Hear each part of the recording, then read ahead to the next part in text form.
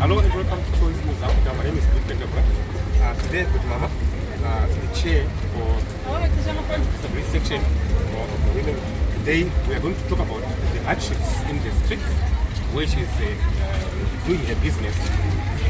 Mama, you can brief us on what you think is supposed to be done to you. Alright.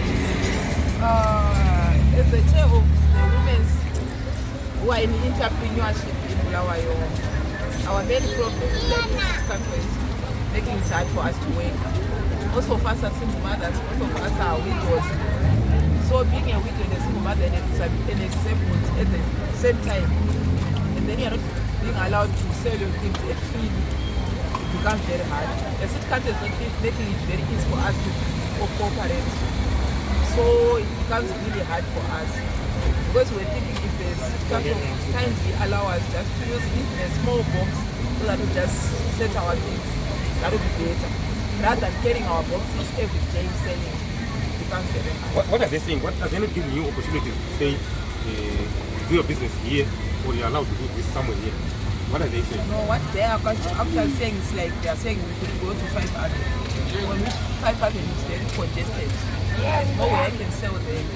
There's no place for my chair, there's no place for me to put things if I'm blind. Because you can just take advantage of that. Wherever we in the city center, it's because of the toilets and the environment around us. Regarding our disability, it makes you see possible.